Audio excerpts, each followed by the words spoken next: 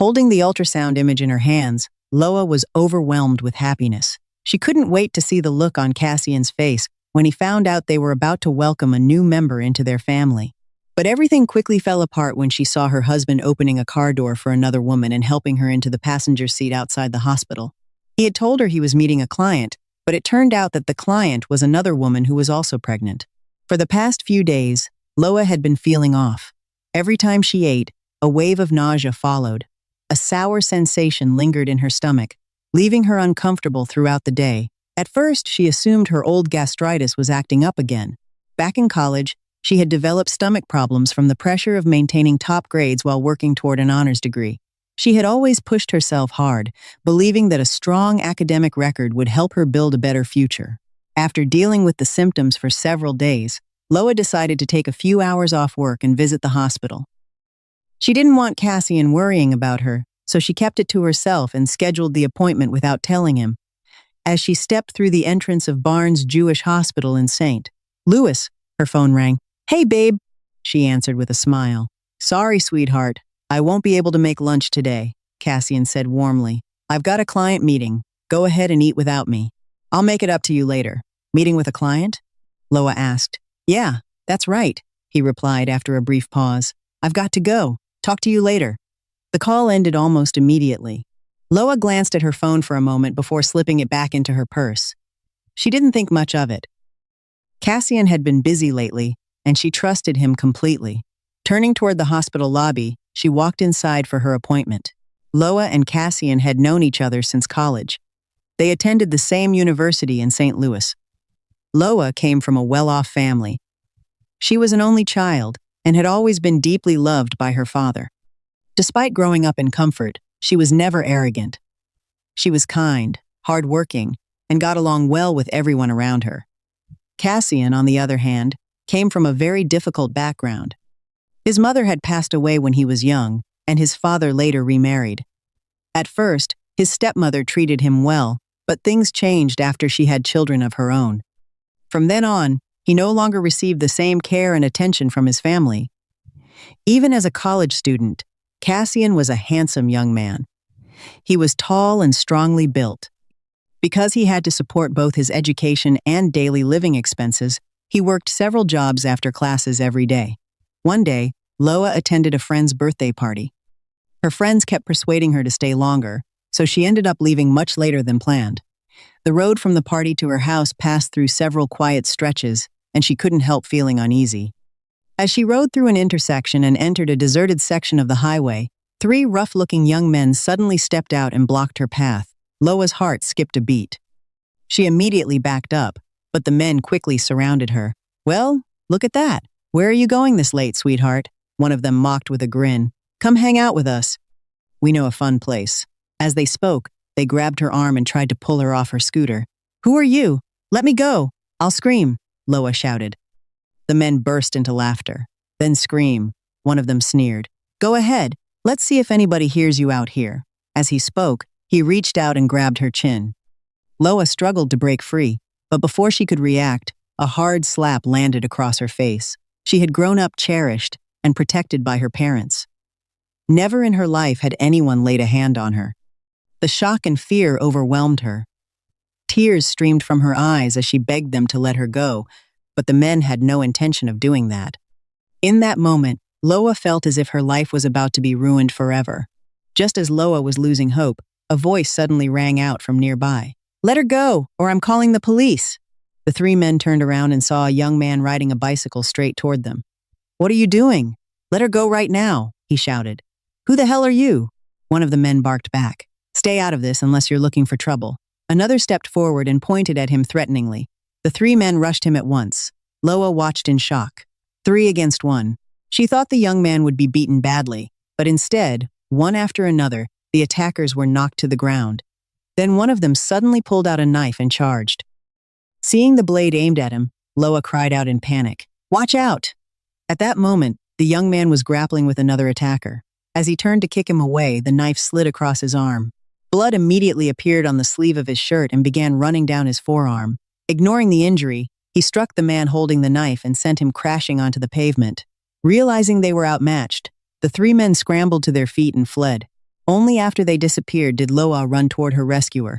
Looking at the blood on his arm, she asked anxiously, "Sir, your arm is hurt. Are you okay?"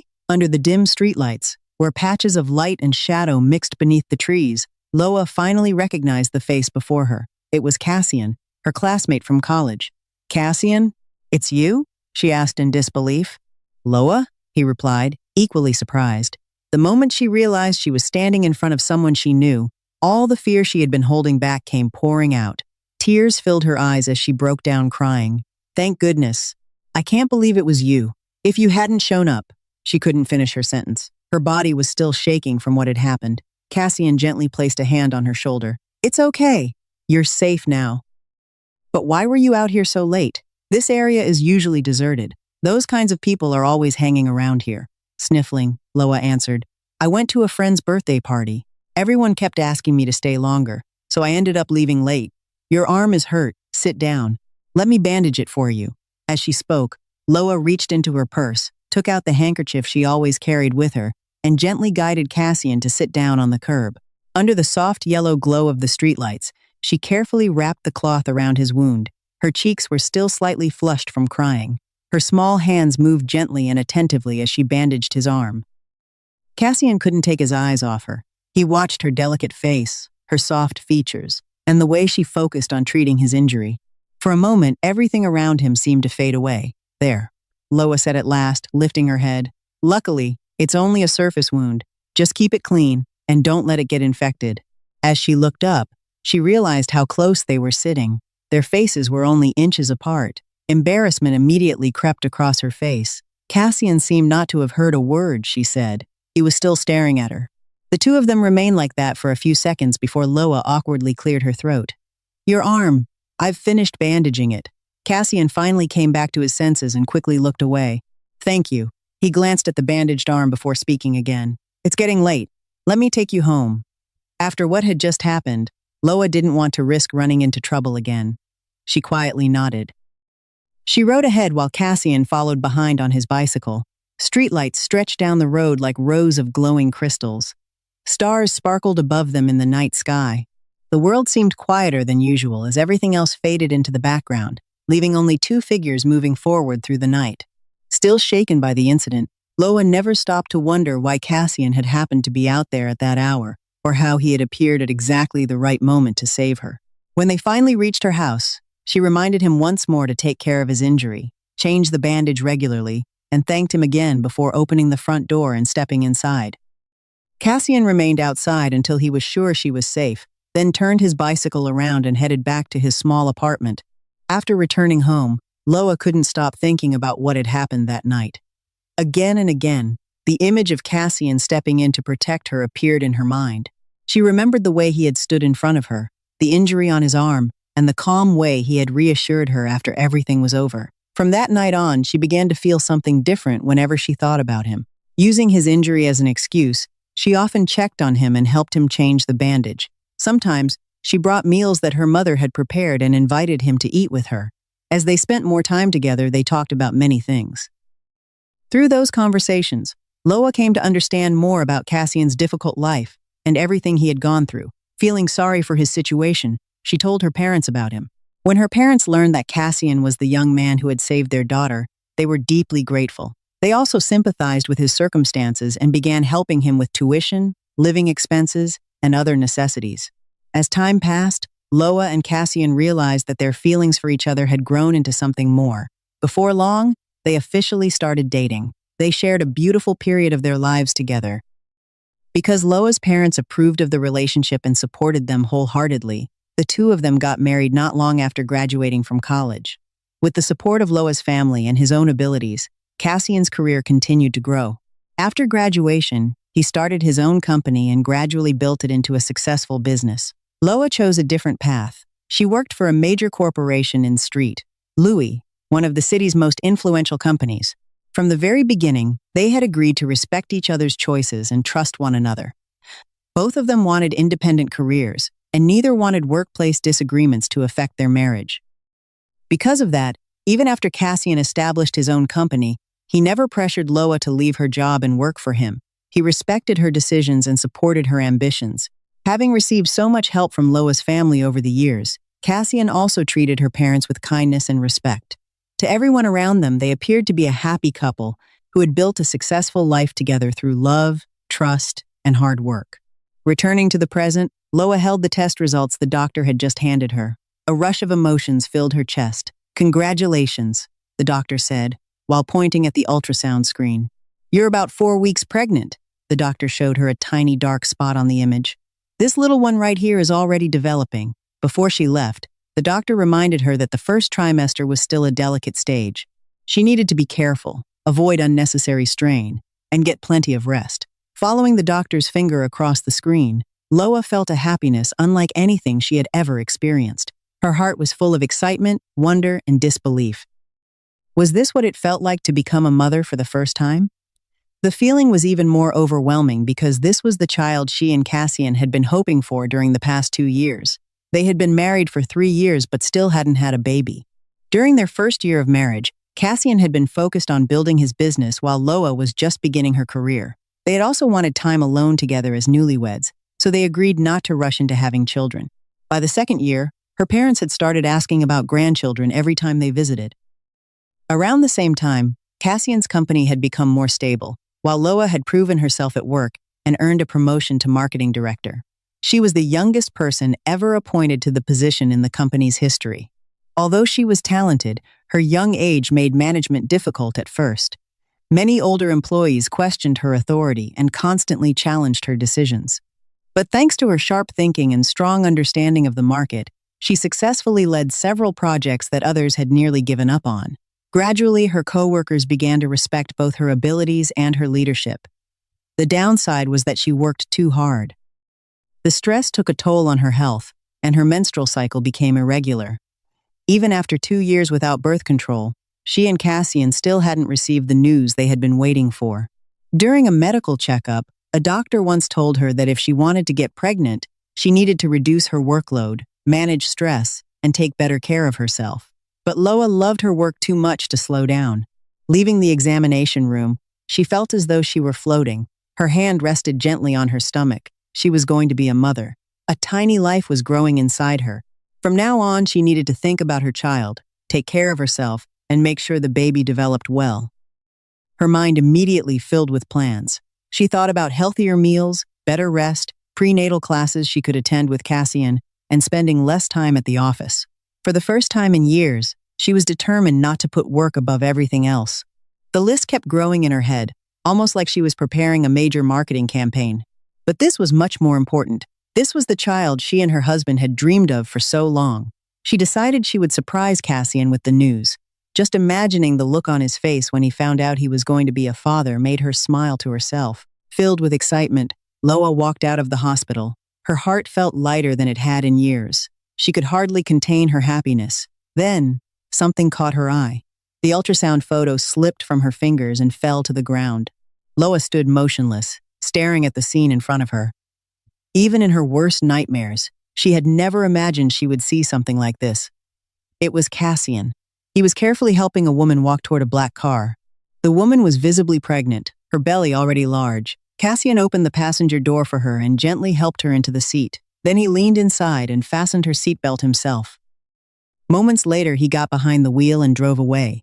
Loa finally snapped out of her shock. Without thinking, she hurried to her car and followed him. Her mind had gone completely blank. She could no longer process what she had just seen. The only thing she could focus on was the black car ahead of her. Through the heavy lunchtime traffic, she struggled to keep up. Several times, she nearly lost sight of it.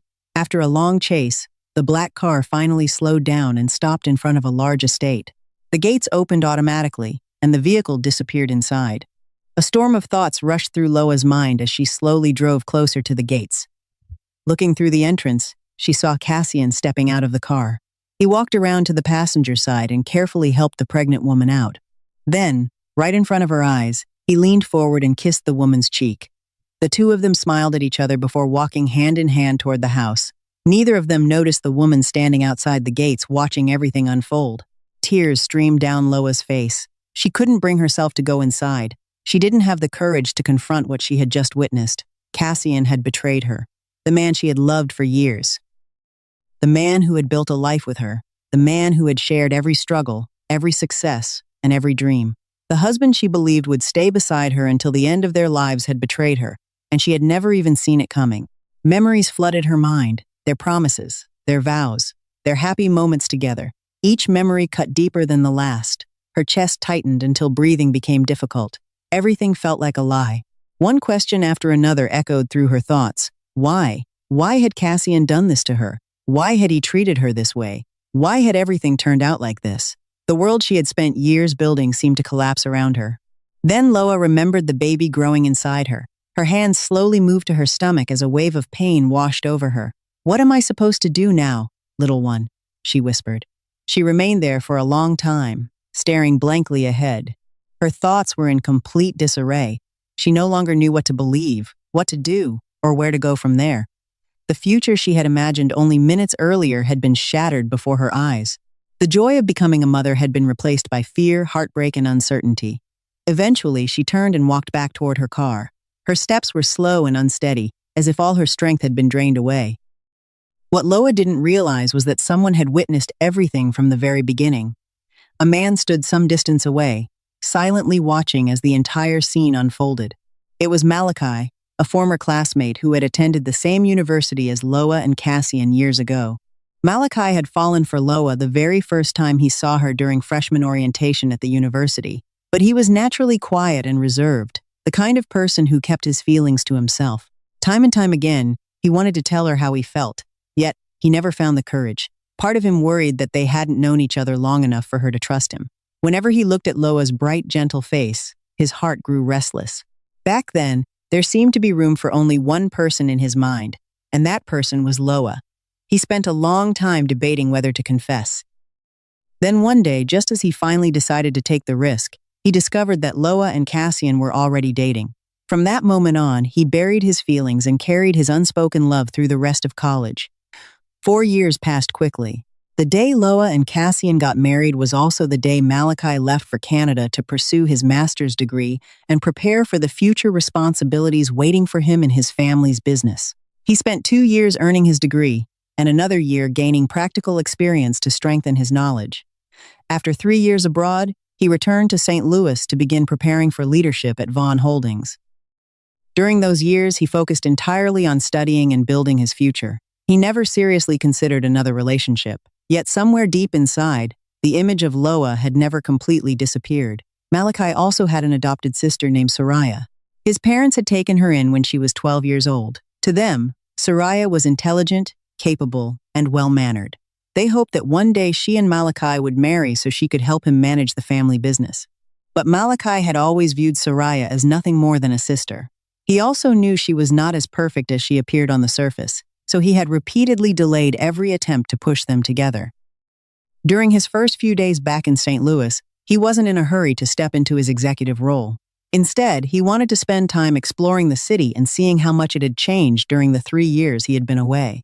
Then, that very morning, he unexpectedly spotted the woman he had once loved rushing off in a panic. Something about her behavior seemed unusual. Without thinking, he followed. That decision brought him to the estate where he silently watched everything unfold from a distance, from the moment Loa arrived until the moment her world fell apart. Loa drove home without realizing that someone was following her from a distance. After entering the house, she picked up her phone and called Cassian. The phone rang for a long time before he finally answered. "Hey, sweetheart, finished with your client meeting?" she asked, doing her best to sound normal. "Yeah, I'm back at the office," Cassian replied in the same warm voice she had always known. "I'm having my assistant prepare the contract so we can get everything signed." Not a trace of hesitation could be heard in his voice. Loa felt a bitter ache in her chest. How could he lie so calmly? How could he deceive her and act as if nothing had happened? Her emotions churned inside her. Tears slipped down her cheeks, but she fought to keep her voice steady. "Cassian," she said softly. "Yeah? Can you come home a little early tonight? There's something I want to talk to you about." "Sure, I'll be home early," he replied, without changing his tone. Then he quickly ended the call. Loa stared at the screen as the disconnected tone echoed through the room. Slowly, she sank onto the sofa. Her phone slipped from her hand and fell onto the floor. Her thoughts kept returning to the child growing inside her. Tears rolled down her face one after another. What would happen to her baby if it grew up without a father? Why did this child have to face such heartbreak before even being born? Why had Cassian betrayed her? On the other side of town, Nyla had overheard the phone conversation. She had been listening carefully, afraid that Cassian might leave to see his wife. Wanting to keep him with her, she suddenly pressed a hand against her stomach and frowned. "Cassian, my stomach hurts," she said softly, leaning against him. "I don't feel well." Immediately, Cassian moved closer and gently rubbed her belly. Seeing that she had his full attention, Nyla continued in a sweet, pleading voice. "Stay here with us tonight, okay? I get scared being here alone. The baby misses you too." All of Cassian's attention shifted to comforting her. In the process, he completely forgot the promise he had made to Loa. That night, he never came home. Meanwhile, Loa waited for hours. As the night grew later, the silence inside the house became harder and harder to bear. Every passing minute made the pain in her chest heavier. She felt exhausted and wanted nothing more than to sleep and forget everything that had happened that day. But sleep never came. What she didn't know was that a silver-gray car had been parked quietly outside her house for hours. Inside sat a man watching the light from her bedroom window. Malachi remained there for a long time before finally starting the engine and driving away. Early the next morning, Cassian returned home. As if nothing had happened, he quickly changed clothes and got ready for work. Following his usual routine, he walked into the bedroom and gently kissed Loa on the cheek. Loa had heard him come home earlier, but she pretended to be asleep. She still didn't know how to face the truth. When she felt his lips touch her cheek, anger, disappointment, and humiliation surged through her. Countless harsh words filled her mind, yet she remained completely still and kept her eyes closed. At 9 o'clock that morning, Loa stood in front of the estate she had seen the day before and pressed the doorbell. Inside, Nyla slowly made her way to the door, one hand supporting her pregnant belly. "Who could be showing up this early?" she muttered irritably. When the door opened and she saw Loa standing there, the color drained from her face. She hadn't expected Loa to find the place. Loa," she stammered. Loa stared at her. The woman's face looked strangely familiar. She felt certain they had met before, but for a moment she couldn't remember where. Then it came back to her. Nyla had been Cassian's former executive assistant. Years ago, Cassian had casually mentioned that she had resigned from the company. Because she trusted her husband and respected his work, Loa had never asked any questions. She had simply accepted the explanation and moved on. Now she finally understood the real reason Nyla had left. Although Loa knew very little about Nyla, Nyla knew exactly who Loa was. After recovering from the initial shock, Nyla lifted her chin and spoke with open defiance. She was carrying Cassian's child and no longer felt threatened by his wife. "What are you doing here?" she asked. Loa looked directly at her. "How long have you and my husband been involved with each other?" Nyla let out a mocking laugh. "You're really a pathetic wife, aren't you?" she said. "You don't even know what's going on in your own marriage." The sneer on her face grew wider. "We've been together for more than a year. When I got pregnant, Cassian didn't want me working anymore, so he let me quit and focus on the baby. He treats me very well. He buys me designer gifts. He takes care of everything. This estate? He paid for it." Nyla placed a hand on her belly and smiled proudly. "And now I'm carrying his child, his flesh and blood. Cassian says I'm amazing. Not useless like someone who's been married for years and still couldn't get pregnant." Before Nyla could say another word, a sharp slap landed across her face.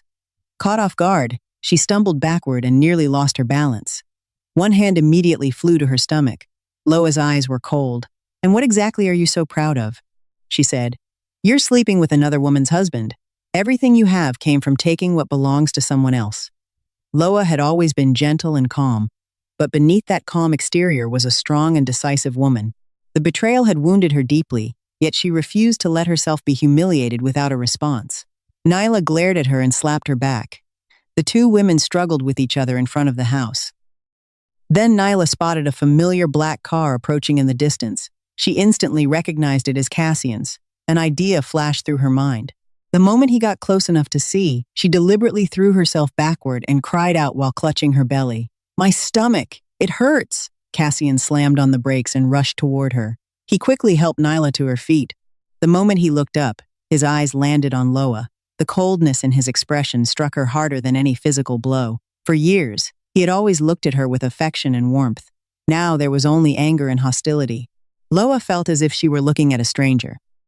Before she could process what was happening, Nyla began crying. "Cassian, she pushed me. She tried to hurt our baby. Sob after sob shook her body. Loa grabbed Cassian's arm.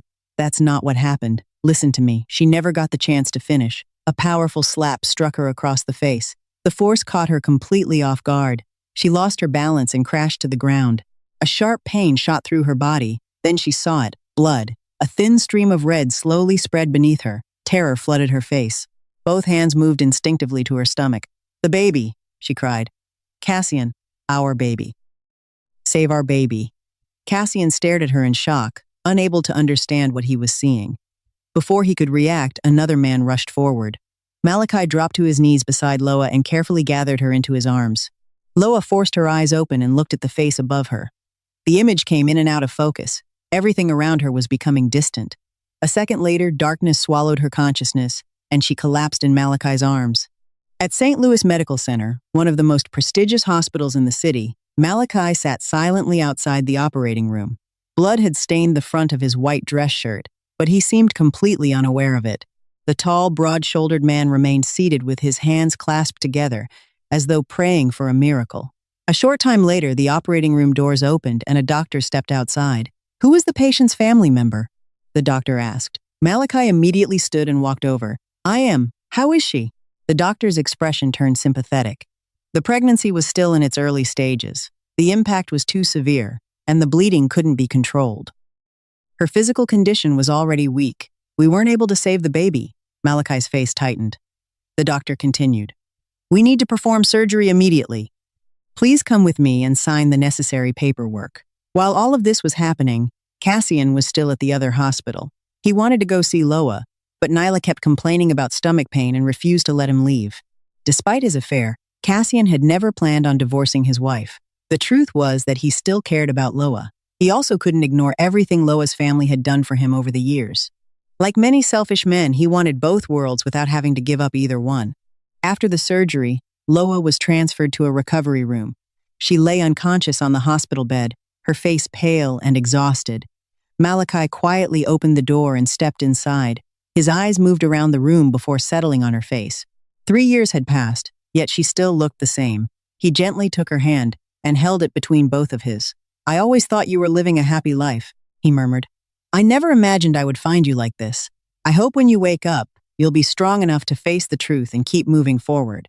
As he spoke, he lifted her hand to his lips. The warmth of his breath brushed against her skin.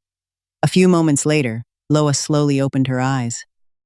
The first thing she saw was the unfamiliar man sitting beside her bed. Who are you? She asked weakly. Where am I? Malachi looked at her gently. You're in the hospital. Loa frowned. Why are you here? She asked. Do you remember me, Loa? At first, she stared at him in confusion. Then recognition appeared in her eyes. Wait, Malachi? Is that really you? Malachi simply nodded. Suddenly, memories of what had happened came rushing back. Loa immediately placed a trembling hand on her stomach. Fear filled her face. My baby, she whispered. What about my baby?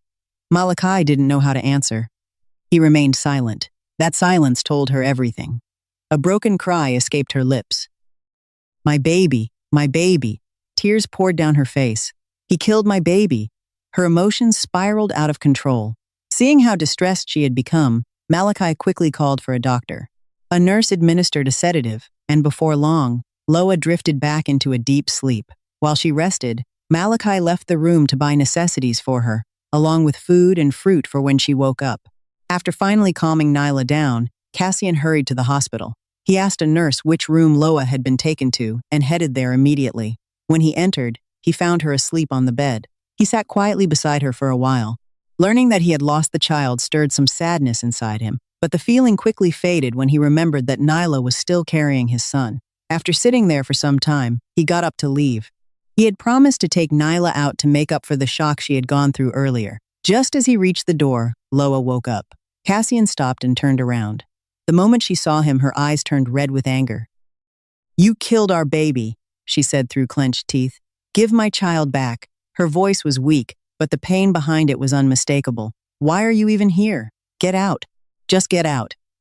Despite her condition, she tried to hit him, pouring all of her grief, rage, and heartbreak into every movement. Cassian sat back down and tried to comfort her. He apologized. He spoke softly. He asked for forgiveness, but Loa could no longer hear any of it. In the span of a single day, she had suffered the two greatest losses of her life. Her husband had betrayed her, and her child was gone. Worse still, the man responsible was sitting right in front of her. "You're a monster," she cried. "You cheated on me, and now you've killed our baby. I'll never forgive you." Tears soaked her pale face as she struck him again and again. This time, Cassian's patience finally snapped. He grabbed her wrist tightly. "Stop it, Loa," he shouted. "You couldn't protect the baby, and now you're blaming everything on me?" Before Loa could respond, the hospital room door swung open. Malachi had just returned. The moment he saw Cassian gripping Loa's wrist while she sat on the bed in tears, anger flashed across his face. Without hesitation, he strode forward and shoved Cassian away from her. "Get your hands off her!" he snapped. Cassian staggered backward. "Who the hell are you?" he demanded. "And why are you sticking your nose into my family?" Malachi's expression remained cold. "You don't need to know who I am." His voice was calm, but the warning behind it was unmistakable. He stepped between Cassian and the hospital bed, shielding Loa from him. Then he turned around and gently supported her shoulders. "Are you okay?" he asked softly. "Don't be afraid. I'm here." Cassian wiped the blood from the corner of his mouth and looked at the two of them. A mocking smile slowly appeared on his face. "So that's what this is?" he said bitterly. "You accuse me of betrayal while you're sitting here with another man." His eyes narrowed. "Are you even sure that baby was mine? Or was it his?" The accusation hung in the room like poison. Then Cassian turned and stormed out, slamming the door behind him. The moment the door slammed shut, Loa pushed herself away from Malachi's arms. Tears continued running down her face. Everything she and Cassian had shared over the years replayed in her mind. There had been a time when she truly believed they would spend the rest of their lives together. They had built a future side by side, supported each other through hardship, and celebrated every success together. But now all of it felt shattered. Everything she once treasured seemed built on lies. Malachi stood nearby, watching her silently. He wanted to comfort her, but he knew there were no words capable of easing this kind of pain. Loa's condition remained weak, and the doctors insisted she stay in the hospital for 5 more days.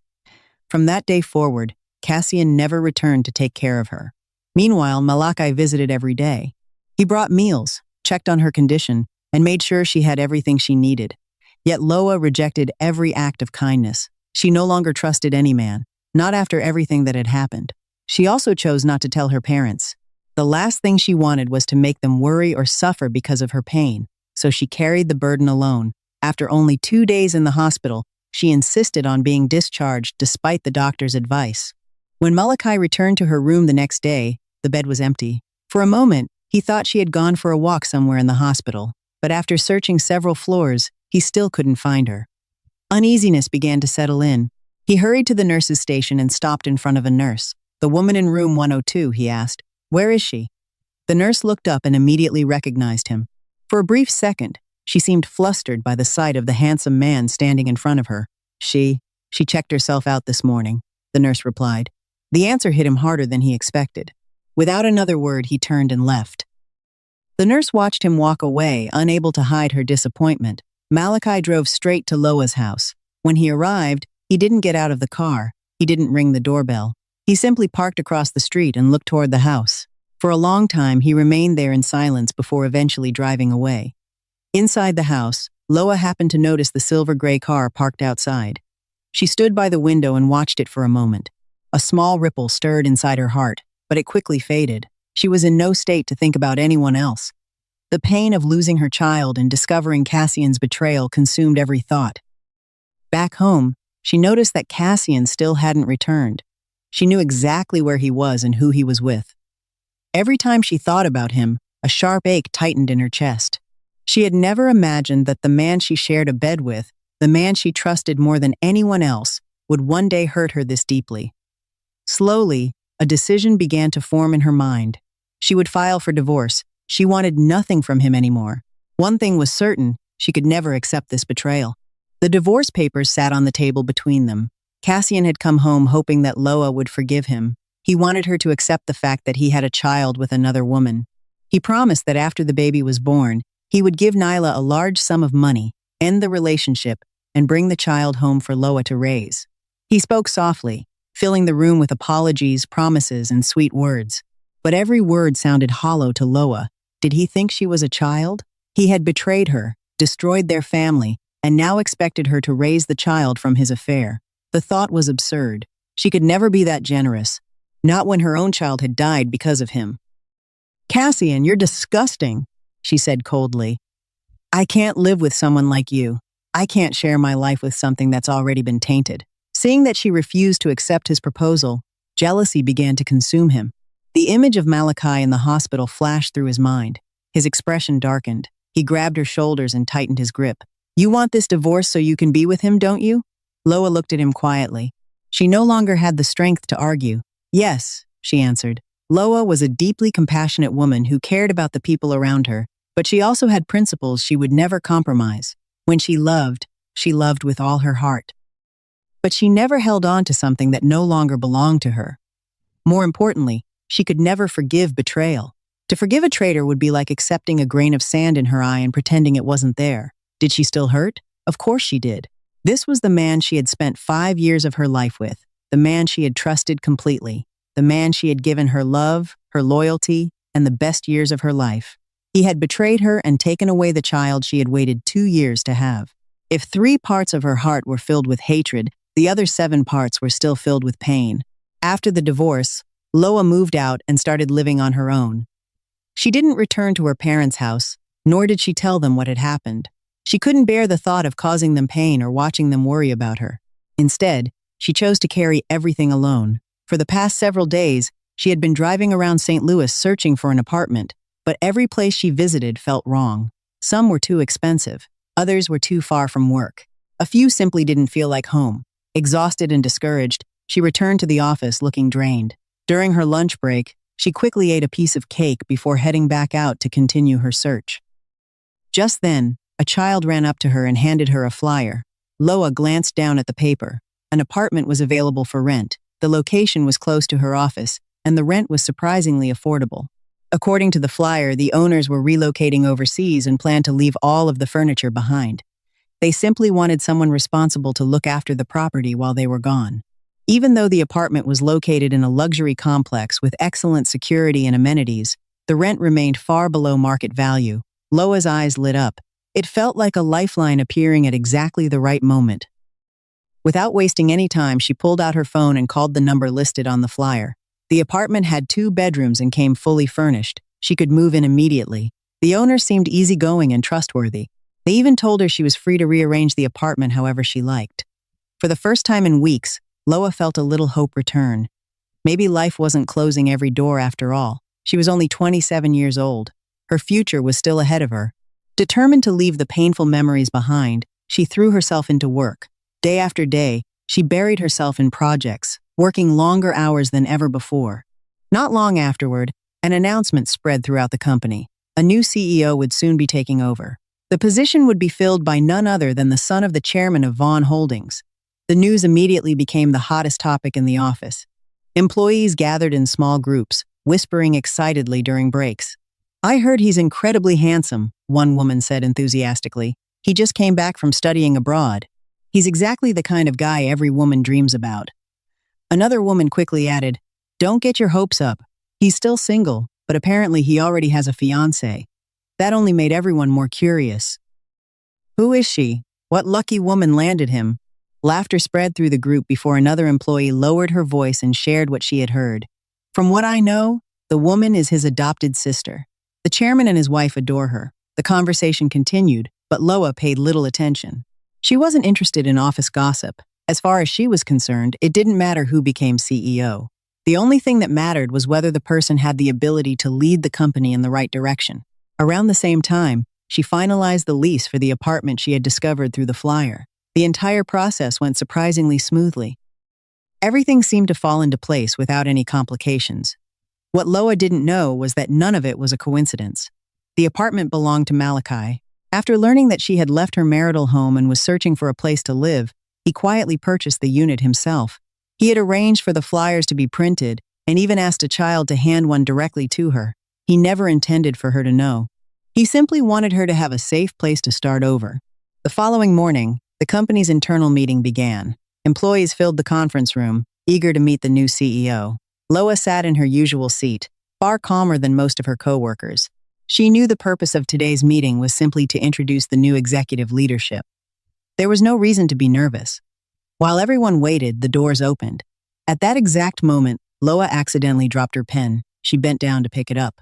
When she straightened and looked toward the front of the room, she froze. Standing there was a face she recognized immediately. The handsome man at the front of the room was looking directly at her. It was Malachi. Around the room, people noticed the strange exchange of glances. Some looked at the new CEO. Others looked at Loa.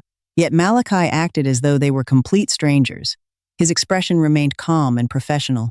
He shifted his attention toward her and asked, "Which department does that employee work in?"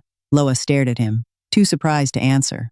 Before she could speak, another manager quickly responded, "Mr. Vaughn, that's Loa. She's the marketing director." Loa could only nod in agreement. Then Malachi spoke again.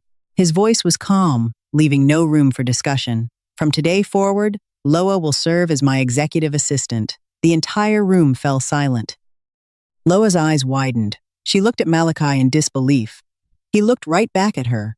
There was a faint challenge in his eyes, as if daring her to argue. The other executives exchanged confused looks, but no one dared question the new CEO's decision. "Does anyone have any objections?" Malachi asked as he scanned the room. No one spoke. "Good. Then this meeting is over. Everyone may return to work." With that, the meeting ended. The moment the meeting ended, employees immediately began whispering among themselves.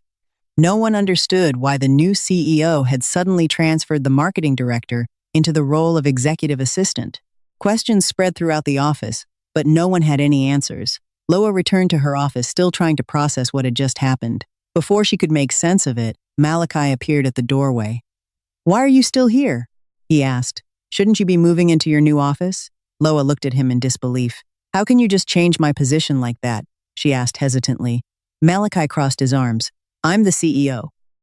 If I make a decision, employees follow it." His tone carried the authority of someone used to being obeyed. Loa wanted to argue, but she knew it would accomplish nothing. Reluctantly, she gathered her files and moved upstairs. After she settled into what she thought was her new workspace, Malachi glanced over and frowned. "That's not where you're sitting." Confused, Loa looked around.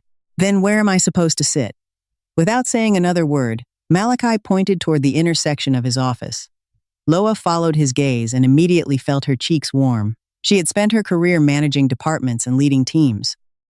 Working directly inside the CEO's private office was completely different. When she walked in, she found a desk already prepared beside his. It was obvious the arrangement had been planned ahead of time.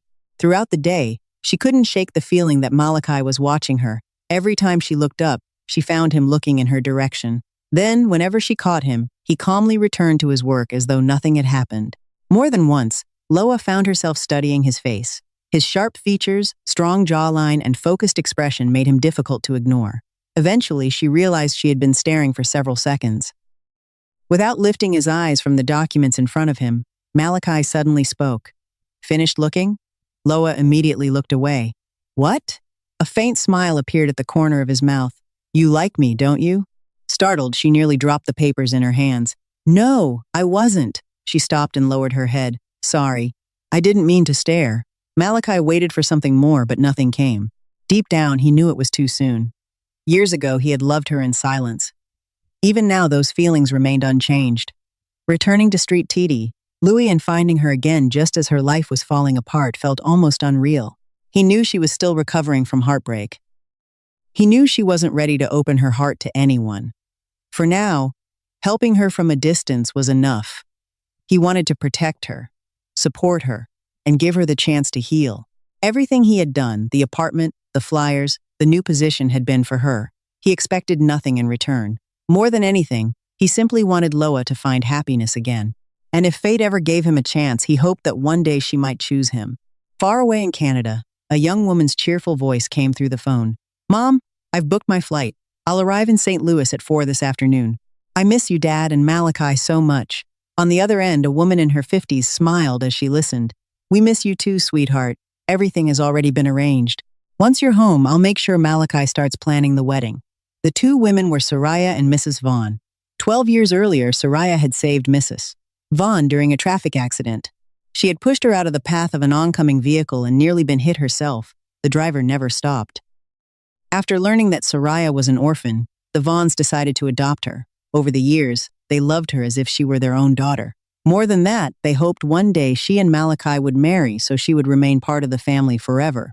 Later that afternoon, Soraya arrived at the airport in St. Louis.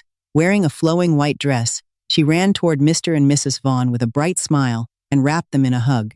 After greeting them, she looked around hopefully. "Where's Malachi?" she asked. "Didn't he come to pick me up?" Mrs.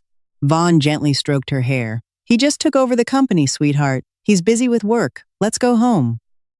We've prepared a welcome dinner for you." Back at Vaughn Holdings, Loa was still adjusting to her new position.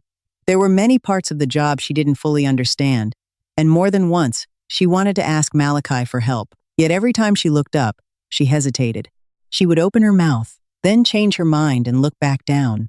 Although his eyes appeared focused on the computer screen, Malachi had noticed every one of her reactions. Finally, he cleared his throat. "Is there something you want to ask me?" Loa immediately looked relieved. Just as she was about to speak, he beat her to it. "Bring it over here." "How am I supposed to explain anything if you're sitting all the way over there?" She quickly picked up her laptop and walked over. As she stood beside him, a subtle masculine scent drifted toward her. It was distracting in a way she didn't want to admit. Malachi remained completely focused as he explained the problem step by step. Watching him work only made him more attractive. His confidence, concentration, and calm authority were impossible to ignore. For a brief moment, Loa found herself staring again before forcing her attention back to the screen. Eventually, she understood the issue and started to stand. Before she could return to her desk, Malachi reached out and gently caught her hand. His expression remained serious. "Do you really feel nothing for me?" Loa's heart skipped a beat. The truth was that he affected her more than she wanted to admit. Every time he came close, her pulse became unsteady. But memories of her failed marriage immediately surfaced. She thought about the man who had once promised to spend his life with her and then betrayed her. If someone like Cassian could change, how could she trust another man? What reason did Malachi have for loving her? What guarantee was there that he wouldn't hurt her too? She had already made one mistake. She wasn't the same woman she used to be. "No," she answered, pulling her hand away. "I just want to focus on work." Malachi released her hand without protest. He knew pushing harder would only make her retreat further. If he wanted her trust, he would have to earn it. He would wait until she felt safe with him, until she believed in him enough to lower the walls around her heart. Loa returned to her desk, but her face remained warm. No matter how hard she tried, she couldn't focus on work. Her heartbeat refused to settle down. By the time work ended, dark clouds had already covered the sky. The air felt heavy, warning of an approaching storm. Since moving into her new apartment, Loa had stopped driving to work. The building was close enough for her to walk, and she liked having the chance to get some exercise. Not long after she stepped outside, the rain came down in sheets. Within minutes, she was completely soaked. There was nowhere nearby to take shelter, so she crossed her arms tightly and continued walking through the downpour. A silver-gray SUV slowly pulled up beside her. She immediately recognized it as Malachi's vehicle. Still, she kept walking without looking at him. Malachi lowered the window. "Get in. I'll drive you home." Rain splashed against the side of the vehicle as he spoke. "You'll get sick if you keep walking in this weather." Loa didn't even slow down. "Just leave me alone." Malachi stopped the car. A moment later, he stepped out holding an umbrella and walked straight toward her. He reached for her hand, intending to lead her into the vehicle, but she immediately pulled away. She refused to get in. For a few seconds, neither of them spoke. Then Malachi tossed the umbrella aside, wrapped an arm around her waist, and lifted her off the ground. "What are you doing?" Loa shouted. "Put me down." People passing by stopped to stare. Ignoring every protest, Malachi carried her directly to the SUV and set her inside before closing the door. Then he climbed into the driver's seat and drove away. To Loa's surprise, he headed straight toward her apartment complex without asking for directions. She thanked him quickly the moment they arrived and hurried upstairs. She assumed he had already left. But when she reached her floor, she discovered Malachi standing outside her apartment door. "What are you doing here?" she asked. "I need to change clothes," he replied casually. "I got soaked because of you. Surely you're not going to throw me out before I can change." Loa hesitated. "I live alone." "It's not exactly appropriate." Before she could stop him, Malachi stepped inside. Then he turned and faced her. They were suddenly standing far closer than she expected. She could feel the warmth radiating from him. A teasing smile appeared on his face. "What exactly are you worried I might do?" Instantly, heat rushed to her cheeks. After changing into dry clothes, Loa thought Malachi would finally leave. Instead, he continued sitting on the sofa like a statue, showing absolutely no intention of going home. Feeling awkward, she finally spoke up. "You've changed already. You can leave now." "I'm hungry," Malachi replied casually. Loa's eyes widened. "Cook dinner for me." Internally, she couldn't stop complaining. How could this man be so shameless? He had already come into her apartment, changed his clothes, refused to leave, and now he was asking her to cook for him. Still, he had helped her many times before. In the end, she walked into the kitchen. "I live alone, so my meals are very simple. They probably won't suit the taste of a CEO like you." "I'll eat anything," Malachi replied, "as long as you cooked it." Loa's face immediately grew warm. She quickly turned away and busied herself in the kitchen. Throughout the entire time she cooked, Malachi sat there watching her without looking away. She could feel his gaze on her the whole time. Because of that, she kept her head down and focused on preparing dinner. Every now and then she glanced up, only to find him still looking at her. Each time, her cheeks grew hotter. After a long time working in the kitchen, she finally finished. 3 dishes were arranged neatly on the table. There wasn't much food, but everything looked carefully prepared. "You're actually pretty good at cooking," Malachi said. "I thought a spoiled rich girl like you wouldn't know how. You're underestimating me." Loa shot back. Malachi picked up his fork and tasted each dish one by one. The food was genuinely delicious. The two of them ate quietly. When dinner was over, Malachi gathered the dishes and headed toward the sink. Loa immediately stopped him. "Don't. I'll wash them." She was worried he might break all the few dishes she owned. Ignoring her protest, Malachi started washing them anyway.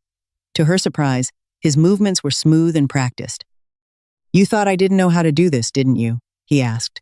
Loa instantly turned red but said nothing. "When I was studying in Canada, I cooked for myself all the time," he said. "I'm actually pretty good at cooking. One day I'll cook for you." As he spoke, he reached for plates, cups, and utensils with perfect accuracy. Loa frowned. "How do you know where everything is?" For a split second, Malachi realized he had almost exposed himself. "This apartment belongs to you?" Before he could answer, Loa followed up with another question. "Then whose apartment is this?" "Every apartment is arranged more or less the same way," he replied with a laugh. Loa didn't think much about it. At that moment, she was far more interested in getting this man to finally go home. Loa wanted Malachi gone as quickly as possible, but before she could say anything else, she suddenly felt unwell. Her eyes became red and heavy. She tried to ignore it and carried a plate of fruit over to the coffee table. Just as she set it down, dizziness hit her. The room spun around her. Her body swayed. Before she could fall, Malachi rushed forward and caught her. Alarmed, he pulled her into his arms and pressed a hand against her forehead. Her skin was burning. "Lo!"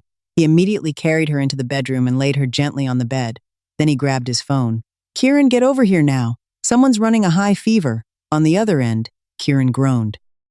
"Do you even know what time it is? Just get here." "Fine, I'm coming." 5 minutes later, Kieran arrived at the apartment. After examining Loa, he frowned. 102.2. He glanced at Malachi. "That's a pretty high fever." An IV was started to help bring her temperature down faster. After half the bag had finished, Kieran checked again and finally nodded. "She's coming down." Then he looked between Loa and Malachi with a teasing grin. "So who is she?" Malachi didn't even look at him. His attention remained fixed on Loa. Kieran immediately understood. Before leaving, he flashed a mischievous smile. "Take it easy, Romeo. She's sick." Malachi shot him a warning look. Kieran laughed and left. By the time the IV finished, Loa's temperature had dropped significantly. Malachi considered sleeping on the sofa. But before he could leave the bedside, Loa suddenly began moving restlessly in her sleep. Tears slipped from the corners of her eyes. "My baby," she whispered. "My baby." Her voice cracked as she cried in her dream. Malachi immediately sat beside her and took her hand. Then he gently pulled her into his arms. "It's okay," he whispered. "I'm here." Feeling the warmth around her, Loa gradually calmed down. Her breathing became steady once again. Thinking she had fallen back into a peaceful sleep, Malachi carefully tried to stand. The moment he moved, Loa wrapped her arms around him. "Don't go," she murmured. "Please don't go." Malachi's expression softened. He lowered his head and pressed a gentle kiss to her forehead. If only he had been brave enough years ago, maybe she would never have suffered this much pain. Holding her close, He eventually drifted to sleep as well. The next morning, sunlight poured through the window. Loa slowly opened her eyes and immediately realized she was lying in Malachi's arms. Panic flashed across her face. She pushed him away. "Why are you in my bed?" she demanded. "And why are you holding me?" Malachi opened his eyes. Instead of answering right away, he reached over and checked her forehead. Satisfied that the fever was gone, he finally replied, "You spent the entire night talking in your sleep and begging me not to leave. Now you're yelling at me?" Embarrassment flooded Loa's face. "I was sick. I didn't know what I was saying." Apparently, she quickly escaped into the bathroom before he could say anything else.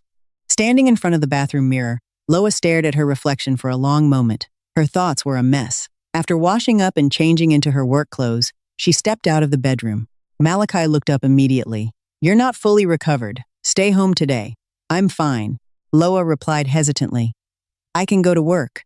"I'm telling you to stay home." His tone left little room for argument.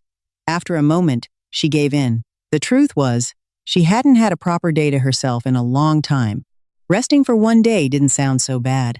Malachi picked up his phone and called someone. "Bring over a bowl of porridge." After arranging breakfast for her, he grabbed his jacket and left. For the first time in weeks, Loa thought she might finally have a quiet day. Then the doorbell rang. Assuming Malachi had forgotten something, she walked to the door and opened it. "Did you leave something, Beth?" The words died in her throat. Standing outside was Cassian. Shock flashed across her face.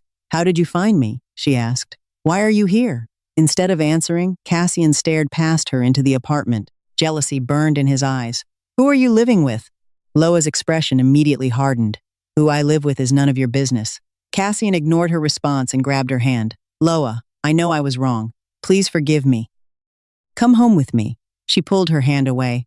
"What about your mistress and her child?" The bitterness in her voice was impossible to miss. Cassian lowered his head. "She lied to me. The baby wasn't mine." His voice became desperate. "After you left, everything started falling apart. My company is struggling. She left me and went back to the man she was seeing all along. The child belongs to him." He took another step closer. "Loa, I know what I did was unforgivable. But please, think about everything we shared. We had so many good years together." Before he could continue, Loa shook her head.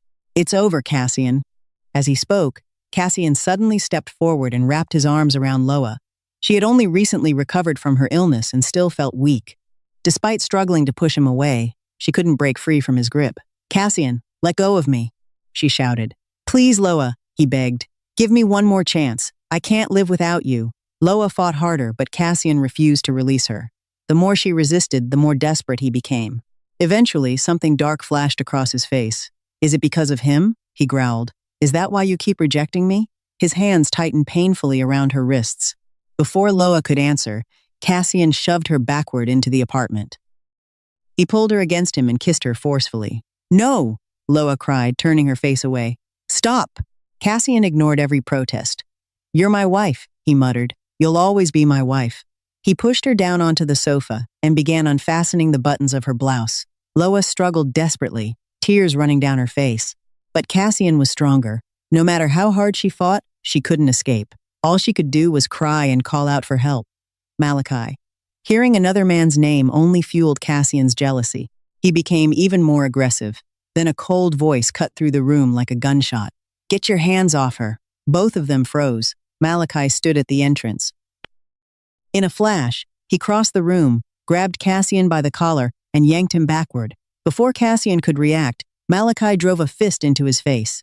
Cassian stumbled and crashed to the floor. Furious, he tried to fight back, but Malachi struck him again. Though Cassian was a large man, he was no match for someone trained to fight. After knocking him back, Malachi immediately removed his jacket and wrapped it around Loa's shoulders. "Are you okay?" he asked quietly.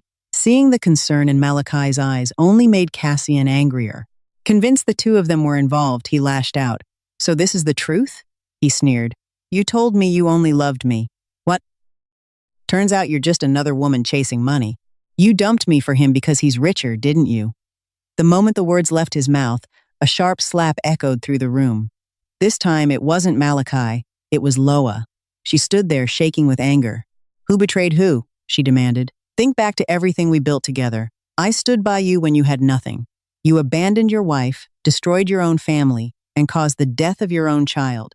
And now you expect me to forgive you? Tears streamed down her face.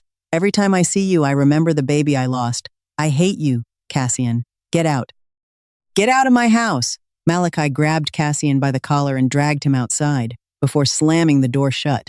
The moment the door closed, Loa collapsed onto the floor, hugging a pillow against her chest. Sobs shook her entire body.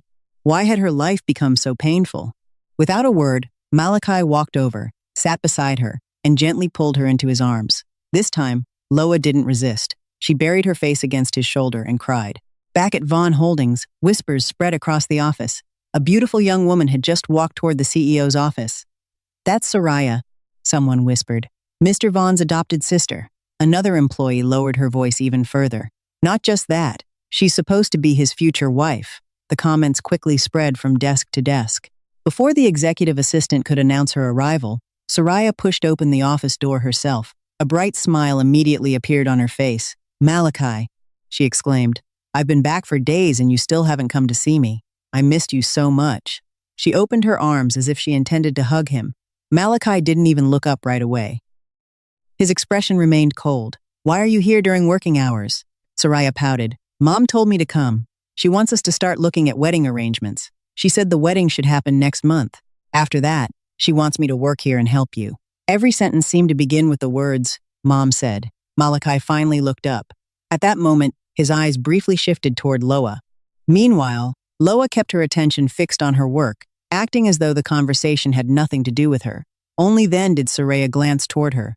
Who's she? She asked. What department does she work for? Although her voice sounded polite, there was an edge underneath. In truth, Soraya already knew exactly who Loa was. She had been monitoring everything happening inside the company. Wait, she continued. You're Loa, aren't you? The former marketing director? Yes, Loa replied politely. Soraya smiled. Mom said I'll become Malachi's assistant soon. She made sure to say it loud enough for Loa to hear. Malachi's face hardened immediately. Enough, Soraya. Stop causing trouble. His voice turned colder. Any staffing decisions will be made by me. Now go home. I have work to do. Soraya's smile faded, but she didn't argue further. Eventually, she left. Although Loa never said a word, Malachi caught the disappointment in her eyes. He immediately understood what she was thinking. The trust he had worked so hard to build suddenly felt fragile again. All the old fears Loa carried about men had begun resurfacing. That evening, Loa returned home feeling emotionally drained. Soraya's words kept replaying in her head. When she opened the apartment door, she froze. Someone was sitting inside. A tall man in a perfectly tailored suit sat comfortably on her sofa. Startled, she quickly stepped back outside and checked the apartment number. It was definitely her home. Confused, she opened the door again. Malachi looked up. You're home, Loa stared at him. How did you get in here? A smile slowly appeared on his face. You're smart, Loa. Have you really not figured out who owns this apartment yet? Suddenly, all the pieces began fitting together. The flyer, the perfect apartment, the unbelievably easy lease process, everything. Why? She whispered. Why would you do all of this for me? She never got the chance to finish. Malachi stepped forward and gently pulled her into his arms. Because I love you. His voice was calm, but every word carried years of emotion. I've loved you since college. From the very first time I saw you. Loa stood frozen as he continued. He told her about the years he had spent quietly loving her. He told her how he had finally gathered the courage to confess, only to discover she was already with Cassian. He told her about the pain of watching her marry another man. He told her about leaving for Canada. He told her about returning and finding her in the hospital. The moment I saw you lying there, he said softly, I promised myself I would protect you. I wouldn't lose you again. His voice grew more earnest. Loa, I love you. Let me be the one who protects you. Before she could answer, he leaned down and kissed her. At first, Loa tried to pull away, but Malachi held her gently, refusing to let her retreat behind fear. Slowly, her resistance faded. The kiss deepened, carrying years of unspoken feelings. When they finally pulled apart, both of them were breathless. Malachi rested his forehead against hers. You feel something too, don't you? Loa immediately looked away, her face burning. Don't you already have a fiancé? She asked quietly. Malachi explained everything. There would be no wedding. There never had been any promise from his side. If he ever got married, it would only be to the woman he truly loved. Even after hearing his explanation, Loa remained cautious. The wounds from her past had not healed. She wasn't ready to place all her trust in another man. Yet she also couldn't ignore one simple truth. Every time she had fallen, Malachi had been there to catch her. Every time she had been drowning, he had been the hand reaching down to pull her back to the surface. A major new project was underway at Vaughn Holdings. The deal was expected to generate billions of dollars in revenue, so everyone involved treated it with the utmost seriousness. Employees worked long hours, hoping to prove themselves and earn promotions. During an internal strategy meeting, Loa was assigned one of the most important responsibilities. She would lead the presentation and pitch the proposal directly to the client. The moment the announcement was made, whispers spread through the room. Some employees congratulated her, while others were far less kind. One woman muttered under her breath that Loa had probably slept with the CEO to receive such special treatment. Before Loa could react, her phone suddenly rang. She glanced at the screen and immediately froze. The caller claimed that her father had been rushed to the hospital. Her hands began shaking. Panic flooded her mind. She couldn't think clearly anymore. All she knew was that she needed to get to the hospital immediately. Seeing her pale face, Malachi stood up at once. "What's wrong?" he asked. "My father's in the hospital." Her voice trembled. "I have to go. I'll drive you." Neither of them wasted another second. They left the meeting and rushed out together. The moment they disappeared, a woman quietly entered Loa's office. She walked directly to the computer and started searching through the files. Eventually, she found the folder labeled Project ABC. A smile appeared on her face as she opened it. Seconds later, her smile vanished. The file was protected by a password and two-factor authentication. She spent several minutes trying different methods, but nothing worked. Afraid someone might return and catch her, she finally gave up and left. Meanwhile, Loa and Malachi arrived at the hospital. They hurried to the information desk and asked for her father's room number. The receptionist searched the records and frowned. "I'm sorry. We don't have a patient by that name." Confused, Loa immediately called her mother. "Mom, where's Dad?" she asked anxiously. Her mother's cheerful voice came through the phone. "Your father? He's sitting right here drinking tea and watching television. Why?" Relief washed over Loa, but it quickly turned into suspicion. Someone had deliberately lied to lure her away from the office. Back at Vaughn Holdings, Loa and Malachi returned to work with growing suspicion about what had happened. Someone had clearly wanted her away from the office. As soon as she arrived, she checked her computer, but everything appeared normal. Thanks to her habit of protecting important files with multiple layers of security, nothing seemed to have been accessed. While they were trying to make sense of the situation, Soraya was carrying out a plan of her own. She picked up the phone and called Mrs. Vaughn. The moment the call connected, her voice became soft and tearful. "Mom, I think Malachi doesn't love me anymore." Mrs. Vaughn immediately sounded concerned. "What happened?"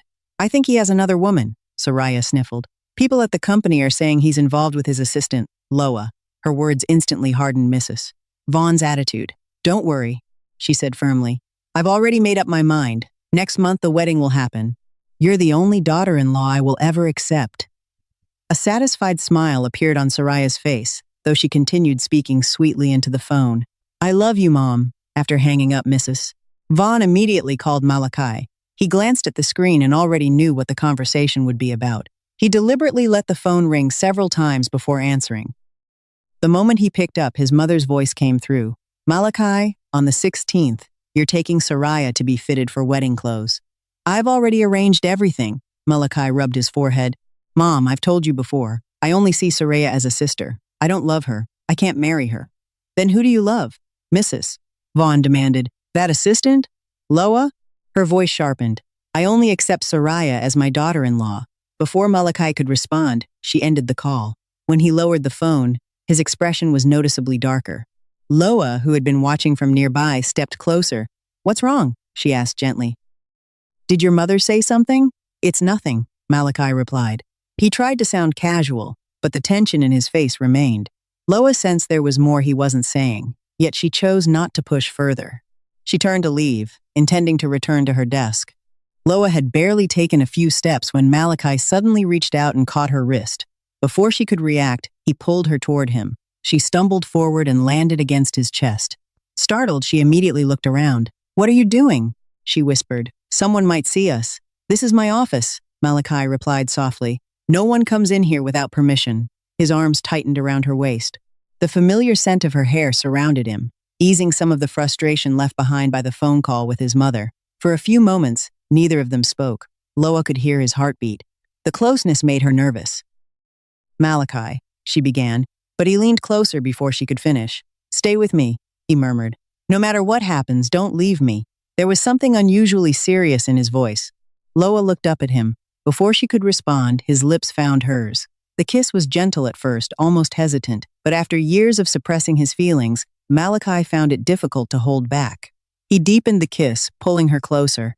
Loa's first instinct was to push him away, yet as memories of everything he had done for her surfaced, the hospital, the apartment, the countless times he had protected her, her resistance weakened. Slowly, she responded. Time seemed to disappear. Neither of them noticed how long they remained that way.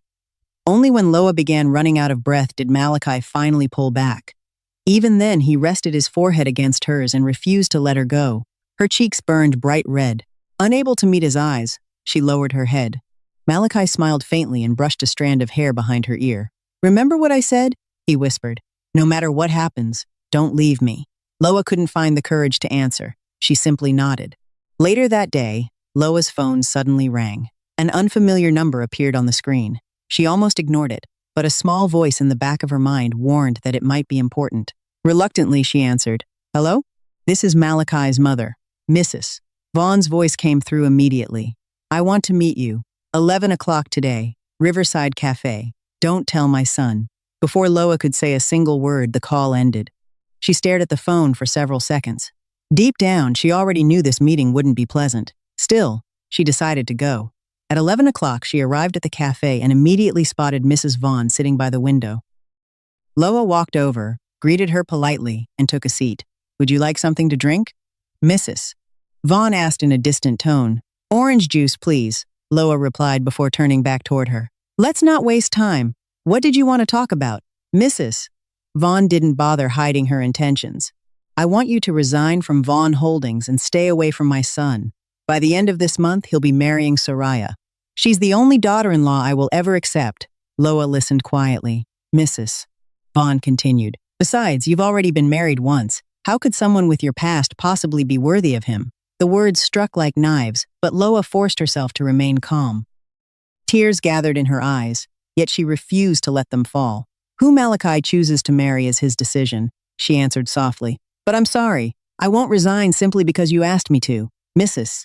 Vaughn's expression darkened. What if I pay you? She asked. $5 million. Consider it compensation for leaving the company and walking away from my son. A bitter smile appeared on Loa's face. Seeing that smile only made Mrs. Vaughn angrier. What's so funny? She demanded. Do you think I'm joking? Loa finally lifted her eyes to meet hers. First, love isn't something people put a price on, she said calmly. Second, I don't need your money. And even if I were poor, I still wouldn't take it. The answer infuriated Mrs. Vaughn. She shot to her feet and raised her hand. Loa closed her eyes, bracing herself for the slap she was certain was coming, but the blow never landed. A hand had caught Mrs. Vaughn's wrist before it could reach her face. Startled, both women looked up. Standing beside them was Malachi. His expression was calm, but the firmness in his eyes was unmistakable. Mom, he said quietly, that's enough. Mrs. Vaughn's face darkened immediately. You're defending her? She demanded. For this woman, you're willing to oppose your own mother? Malachi released her wrist but didn't step away from Loa. I'm asking you to respect my decision. His voice remained even. I love Loa. She's the only woman I want to marry. The words struck Mrs. Vaughn harder than any argument. What did you just say? She asked, unable to believe what she had heard. I said I love her. Malachi didn't hesitate. And if I ever get married, it will only be to Loa. Mrs. Vaughn stared at him in disbelief. She had spent years planning a future between Malachi and Soraya.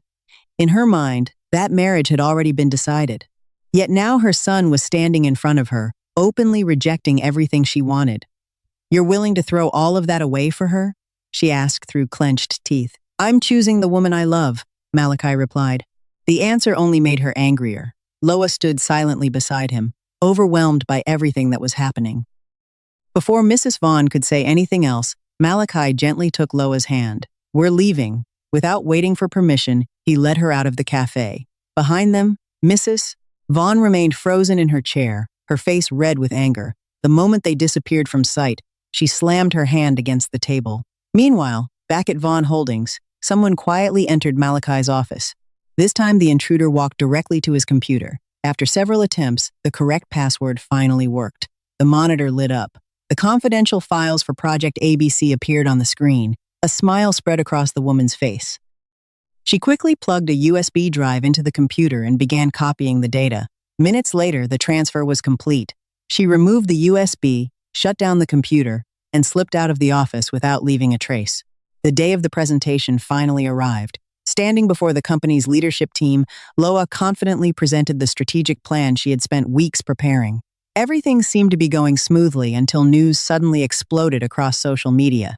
Headlines claimed that Vaughn Holdings had stolen a project from another company. Reports spread rapidly, accusing the company of plagiarism and warning that legal action was being prepared. Outside Vaughn Holdings headquarters, reporters gathered in large numbers, waiting for comments from company representatives. The client involved in the deal quickly learned about the accusations and immediately suspended the project. They demanded an explanation. If Vaughn Holdings failed to provide a satisfactory answer, the partnership would be terminated and compensation would be required, according to the contract. Inside the company, rumors spread like wildfire. Many employees immediately blamed Loa.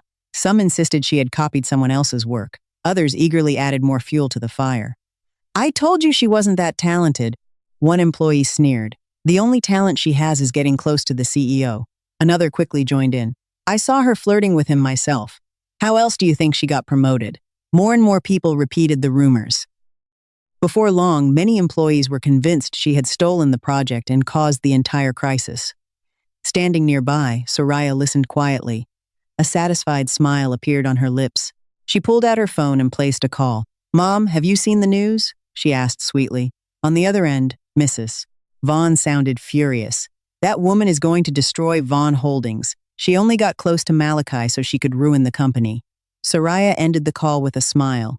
A few moments later, she called someone else. "Don't you want your company back?" she asked mockingly. Whatever answer came from the other side seemed to satisfy her. She slipped her phone away and walked off. Loa couldn't understand how another company had obtained the project proposal. Only two people had access to the complete files, herself and Malachi. The thought troubled her deeply. Turning toward him, she asked quietly, "Do you believe I would do something like this?" Malachi met her eyes and answered without hesitation. "No." That single word eased some of the pressure crushing her chest. Right now, his trust meant more than anything else. As she replayed recent events in her mind, one detail kept bothering her. Not long ago, someone had tried to access her computer while she was away. At the time, nothing had been taken because the files were protected. Could it be the same person? When the technical department checked the security footage, another problem surfaced. The cameras had mysteriously stopped recording during the exact period when she and Malachi had left the office for the fake hospital emergency. It didn't feel like a coincidence. Someone had clearly planned this. "Do we have an insider?" Loa asked softly. The possibility sent a chill through her. While she worried, Malachi appeared unusually calm. He listened carefully but didn't reveal much of what he was thinking. Before either of them could continue, Loa's phone rang. The caller ID showed her mother's number. She answered immediately. Before she could even say hello, her mother's voice burst through the phone. "Loa, what have you done?" Her tone was filled with disappointment and anger. "Cassian came here. He told us everything. Your father is devastated. He wants you to come home immediately and explain yourself." Loa's face lost all color. Her mother didn't wait for a response. The call ended moments later. Slowly lowering the phone, Loa stood frozen. One problem after another kept crashing into her life. She felt as though she could barely breathe beneath the weight of it all. Seeing the pain on her face, Malachi stepped closer. Without saying a word, he gently pulled her into his arms. His hand rested on the back of her head as he stroked her hair. "I'll go with you," he said quietly. "We'll talk to them together." Exhausted and overwhelmed, Loa leaned against his chest. For the first time all day, she felt a small sense of peace. Somehow, whenever she was with him, the world seemed a little less frightening. The peaceful atmosphere inside the office didn't last long. The door suddenly swung open. Mrs. Vaughn stormed inside without even knocking. The moment she entered, her eyes locked onto Loa. Before anyone could react, she marched forward and slapped her across the face. The sharp sound echoed through the room. Loa staggered backward in shock. She hadn't even had time to understand what was happening. Mrs. Vaughn immediately raised her hand again. preparing to strike her a second time. This time, Malachi caught her wrist before the blow could land. "Mom, what are you doing?" His voice was filled with anger. "Since when do you hit people without even listening to the facts? Mrs. Vaughn jerked her hand free. "And you're questioning your own mother because of this woman?" She snapped. "Do you know what people are saying outside? The company is being dragged through the mud because of her." Loa lowered her eyes. She didn't want to argue. From Mrs. Vaughn's perspective, the accusations seemed convincing. Combined with the prejudice she already held against her, it wasn't surprising that she had reached the wrong conclusion. Malachi took a deep breath, forcing himself to stay calm. "Mom, sit down," he said firmly. "Let me show you something. Everything will become clear." Mrs. Vaughn glared at Loa one last time before taking a seat. "Fine," she said coldly. "Let's hear what excuse you're going to make for her this time." Malachi picked up his phone and opened a video file. Then he handed it to his mother. The moment the footage started playing, Mrs. Vaughn's expression changed. Her eyes widened in disbelief. On the screen was Soraya. She was standing inside Malachi's office, accessing his computer and searching through confidential company files. Mrs. Vaughn stared at the screen in disbelief. The woman shown in the footage was Soraya. There was no mistake. She watched as Soraya sat at Malachi's computer, trying different passwords before finally gaining access to the confidential files related to Project ABC. For several moments, Mrs. Vaughn couldn't find her voice. "How is this possible?" she whispered. "Why would Soraya do something like this?" Malachi's expression remained cold. "Do you remember the accident 12 years ago?" he asked. "Of course I do." Mrs. Vaughn replied immediately. "If Soraya hadn't pushed me out of the way, I would have been hit by that car." Malachi looked directly into her eyes. "Do you really think that accident happened by chance?" Mrs. Vaughn frowned. "What are you trying to say?" "It was planned." The room fell silent. Mrs. Vaughn shook her head. "That's impossible. She was only 12 years old." 12 years old doesn't mean innocent," Malachi answered. "Back then, I cared about her too. If I found something good, I shared it with her. If I received gifts, I gave her the best ones. But one day I overheard a conversation she thought nobody else could hear." He paused. "That's when I realized she had approached our family for a reason." Mrs. Vaughn still struggled to accept what she was hearing. Malachi continued. "I never exposed her because I knew neither you nor Dad would believe me. Instead, I watched and waited." His voice grew harder. "Soraya didn't come into our lives because she needed a family. She came because she wanted what our family had. Everything she did was part of a long plan." Even then, Mrs. Vaughn looked unconvinced. Seeing that, Malachi pressed a button on his phone. "Come in." The office door opened. One of the company's assistants walked inside. The moment he entered, his face turned pale. He lowered his head and avoided everyone's eyes. "Tell her," Malachi said coldly. "Tell her everything." The assistant's legs nearly gave out beneath him. Finally, he dropped to his knees.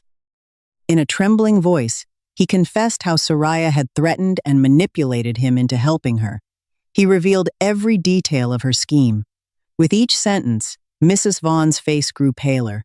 The young woman she had loved like a daughter, the girl she considered her savior, had deceived her for years. When the confession ended, Mrs. Vaughn said nothing. She slowly stood up and walked out of the office alone. After Mrs. Vaughn left, Loa turned toward Malachi with curiosity in her eyes. "How did you get that video?" she asked. A faint smile appeared on his face. He reached for her hand and gently pulled her closer. "The day we got that fake call about your father being in the hospital, I already felt something was wrong," he said. "Later, the technical team told me the security cameras had lost signal during the exact time we were gone." Loa listened carefully. "So you suspected someone inside the company?" He nodded. "I did. That's why I secretly installed another camera where nobody would notice it." Suddenly, everything made sense. "Then how did you know the assistant was helping Soraya?" Malachi leaned closer and lowered his voice. "This entire company is under my control, Loa." A playful smile touched his lips. "Including you." Loa's eyes widened. A moment later, her cheeks turned bright red. Before she could protest, Malachi pressed a light kiss against her lips. "Malachi!" she exclaimed, embarrassed. He only laughed. The evidence was quickly released to the media. News outlets that had spent the morning attacking Vaughn Holdings suddenly shifted their focus. New headlines exposed Soraya's actions and cleared the company of wrongdoing. The client was informed of the truth as well. After reviewing the evidence, they immediately resumed negotiations and agreed to continue the partnership. The crisis that had threatened the company disappeared almost as quickly as it had begun. For the first time in days, Loa felt able to breathe again. That evening, she returned home exhausted. All she wanted was a hot shower and a long night's sleep. She changed into comfortable clothes and stretched out across her bed. Her eyes had barely closed when her phone rang. Groaning, she reached over and answered without opening her eyes. "Hello?" A familiar female voice came through the speaker. "Can you meet me at Riverside Cafe?" Loa immediately recognized the caller. It was Soraya. Her brows knitted together. "I don't have anything to discuss with you. This is about Malachi," Soraya replied. Silence filled the line for several seconds. Then Soraya spoke again. "If you don't come, you'll regret it." Loa remained quiet for a long moment. Finally, she exhaled slowly. "Fine," she said. "I'll be there." When Loa arrived at the cafe, she had barely stepped out of her car when two men rushed toward her. Before she could react, one of them pressed a cloth over her mouth and nose. The sudden attack caught her completely off guard. Within seconds, darkness swallowed her consciousness. A vehicle pulled up nearby. The men lifted her into the back seat and sped away. The next thing she felt was cold water splashing across her face. "Wake her up!" a woman's voice snapped impatiently. Loa slowly opened her eyes. Her head throbbed. As her vision cleared, panic surged through her. Her hands and feet were bound. She was tied to a wooden pillar inside what looked like an abandoned building. The walls were cracked and stained with age. Dust covered everything. Standing in front of her was Soraya. Behind her stood 5 rough-looking men covered in tattoos. "Soraya," Loa whispered hoarsely. "Why did you bring me here?" Soraya burst out laughing. "Why?" she mocked. "You ruined everything I've worked for. What do you think I brought you here for?" Her eyes filled with hatred. "Today we'll find out exactly how much Malachi loves you." Meanwhile, back at the apartment, Malachi had been trying to reach Loa for over an hour. Every call went unanswered. Anxiety tightened in his chest. Then his phone rang. The screen displayed Soraya's name. His expression immediately darkened. He answered. "What have you done?" Soraya's laughter echoed through the speaker. "Want to know where your girlfriend is?" Before Malachi could respond, another voice suddenly broke through the line. "Malachi, don't come." It was Loa. Her words were cut off by a sharp slap. He heard her cry out in pain. Instantly, every muscle in his body tensed. "Did you hear that?" Soraya said with a satisfied laugh. "If you want her alive, prepare $50 million. On the other end of the call, Malachi could hear Loa struggling. "Malachi, don't come," she shouted. Before she could finish, another sharp slap rang out. "Shut up!" Soraya snapped. Malachi's jaw tightened. "If even a single hair on her head is harmed, you'll regret it." His voice was ice cold. Soraya laughed again. "We'll see about that. 4 o'clock this afternoon. The abandoned house on the outskirts of town. Come alone." Her tone hardened. "No police. No bodyguards. No tricks. If I see anything suspicious, I'll hand her over to my men." The call ended. Malachi stood motionless for a moment, then immediately grabbed a duffel bag and filled it with cash. After that, he called Kieran. "Loa's been kidnapped." Kieran instantly understood the seriousness of the situation. Malachi quickly explained everything. "I need you to contact the police. Have them follow from a distance. They don't move until they get a signal." Kieran cursed under his breath. "And you're going there alone?" "Yes." "That's insane. I don't care." Malachi didn't hesitate. "If something happens to her, none of this matters." A few seconds of silence followed. Finally, Kieran sighed. "Fine. I'll handle it." Malachi ended the call, picked up the bag of money, and headed straight for the outskirts of the city. The farther he drove, the fewer buildings he saw. Traffic disappeared. Empty fields stretched in every direction. In the distance stood a decaying house surrounded by weeds and overgrown grass. The moment he spotted it, his grip tightened on the steering wheel. Loa was in there. Malachi hurried toward the abandoned building. The moment he stepped inside, he saw Loa tied to a pillar. His heart clenched. Instinctively, he started forward. "Lo!" Before he could get any closer, Soraya raised a gun and pressed it against Loa's head. "Don't move!" she screamed. "One more step and I'll blow her brains out." Malachi stopped immediately. Every muscle in his body went rigid. His eyes never left Loa. "Don't be afraid," he told her. "I'm here. I'll get you out of this." Loa couldn't answer. Black tape covered her mouth. Tears filled her eyes as she desperately tried to signal something to him. Soraya sneered. "Throw the bag over here." Malachi did exactly as she ordered. The duffel bag landed at her feet. She opened it and saw stacks of cash inside. A satisfied smile spread across her face. Looks like you really do love her. You got your money, Malachi said coldly. Now let her go. Soraya burst out laughing. Let her go? Her eyes turned cruel. Do you really think either of you is leaving here alive? She motioned toward her men. Two of them immediately rushed at Malachi. He fought them off with ease. One man hit the floor, then another. Seeing her advantage slipping away, Soraya shoved the gun harder against Loa's head. Stop fighting, she shouted. Or she dies. Malachi froze. He knew he could handle the men. What he couldn't risk was Soraya pulling the trigger. Slowly, he lowered his hands. Within seconds, several men grabbed him from behind and pinned his arms. Punches rained down on him. One struck his face. Another slammed into his stomach. A kick landed between his legs. Pain shot through his body. Blood trickled from his nose. Still, he refused to fight back. Loa watched helplessly. Tears streamed down her cheeks. Every blow felt like it was landing on her instead. Soraya walked over and slapped her hard across the face. Loa's head snapped to the side. A few moments later, Soraya finally raised her hand. Enough. The men stopped beating him. Bruised and bleeding, Malachi remained standing. The only reason he had endured everything was because Loa was still alive. Suddenly, a gunshot shattered the air. One thug dropped to the ground, then another. Chaos erupted inside the abandoned building. Taking advantage of the distraction, Malachi twisted free, seized one of the men's arms, and ripped the gun from his hand. A second later, he fired into the legs of two more attackers. Both men collapsed screaming. The remaining thugs froze. Everyone turned toward the entrance. Standing there was Cassian. Shock spread across the room. Soraya stared at him in disbelief. Cassian? She shouted. You betrayed me? Cassian's expression was cold. I won't help a monster like you. Then he looked toward Loa. Regret flashed across his face. Loa. I know I've done unforgivable things. I don't expect your forgiveness, but this is the least I can do. Soraya's face twisted with rage. If I can't have what I want, none of you will. She spun toward Loa and pulled the trigger. No! Both Malachi and Cassian shouted at the same time. A shot rang out. For a brief second, everyone thought Loa had been hit. Then blood slowly appeared on Soraya's forehead. Her eyes widened in shock. She staggered backward before collapsing onto the floor. It wasn't Loa who had been shot. A police sniper had fired first.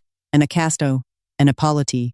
Moments later, officers stormed into the building from every direction. The remaining criminals were arrested on the spot. The overwhelming terror and stress finally became too much for Loa. Her vision blurred. The room spun. Then everything went dark. She collapsed unconscious. Malachi immediately rushed to her side. Cassian moved as well, but stopped halfway. He watched silently as Malachi untied her and lifted her into his arms. For a moment, regret filled his eyes. Then he stepped back. Without wasting another second, Malachi carried Loa to his car and sped toward the hospital. The doctors quickly examined Loa and reassured everyone that she was physically unharmed. The ordeal had simply been too much for her. The fear and emotional strain had caused her to lose consciousness. After several hours, she was transferred to a recovery room. Malachi remained by her bedside the entire time. He was so focused on her condition that he completely ignored his own injuries. Bruises covered his face, and dried blood still stained parts of his shirt. A familiar voice finally broke the silence. You're hurt too, you know. It was Kieran. Come with me and let me look at those injuries. Malachi didn't even glance in his direction. His eyes stayed fixed on Loa. Kieran shook his head and gave up. There was no getting through to him right now. A short while later, 4 people hurried down the hallway toward the room. They were Mr. and Mrs. Vaughn, along with Loa's parents. Kieran immediately pointed them in the right direction. The moment they entered, they found Malachi sitting beside Loa's bed holding her hand. Before anyone could say anything, Loa slowly opened her eyes. Relief flooded the room. Loa, her mother cried, rushing forward. Are you all right? Seeing her parents, Loa immediately felt tears sting her eyes. Mom, Dad. Her mother grabbed her hands tightly. We're sorry. We should have trusted you. Cassian told us everything. Loa couldn't hold back anymore. She wrapped her arms around her mother and cried like a child. For the first time since the nightmare began, she no longer had to carry everything alone. Across the room, Mrs. Vaughn stood quietly. After a long silence, she walked over to the bed. Her voice was softer than anyone had ever heard before. Loa, I owe you an apology. Everyone turned toward her. I judged you unfairly. I blamed you for things you never did. I let my own prejudice blind me. She paused before continuing. Can you forgive me? Loa stared at her in surprise. A woman as proud as Mrs. Vaughn rarely admitted fault. Yet here she was, apologizing sincerely. A small smile appeared on Loa's face. It was a misunderstanding, she said gently. I don't blame you, Mrs. Vaughn's eyes immediately softened. She reached out and squeezed Loa's hand. Then stop calling me Mrs. Vaughn. Loa blinked. What? You should call me Mom. The room instantly fell silent. Loa's face turned bright red. Across the room, Malachi nearly laughed. Soon both families were talking at once. Some discussed wedding plans. Others joked about grandchildren. The room filled with warmth and laughter.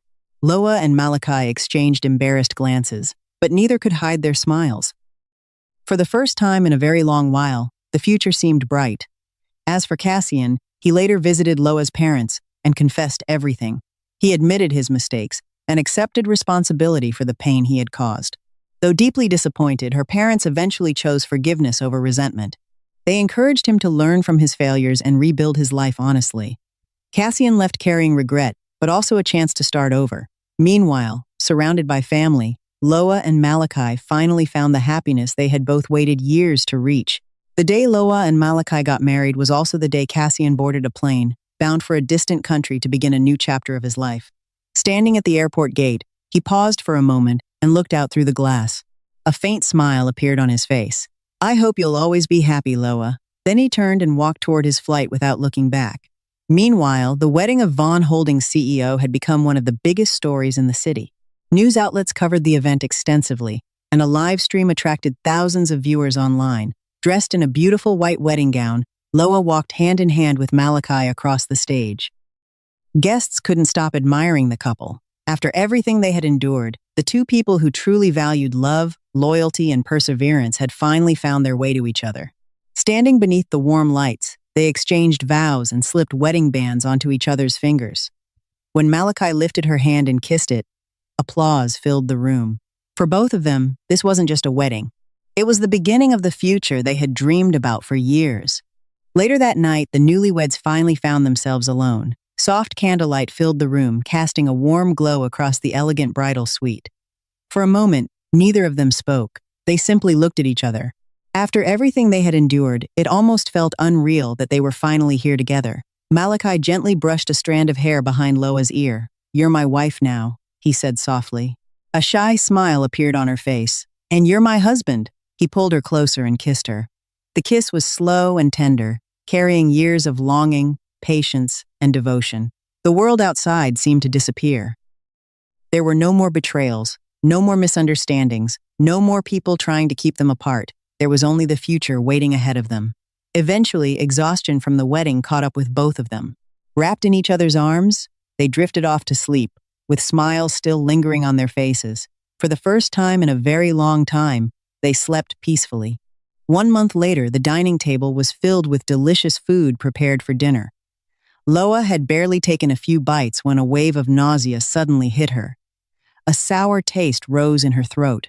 Her stomach churned uncomfortably. Without warning, she pushed back her chair and hurried toward the bathroom. Malachi immediately jumped to his feet. Loa? Hearing her getting sick inside, he rushed to the bathroom door and knocked repeatedly. Loa, are you okay? A few moments later, she stepped out looking pale.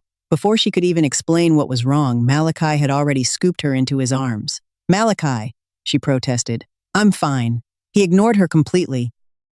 Within minutes, he had carried her to the car and was speeding toward the hospital. While driving, he called Kieran. Get to the hospital.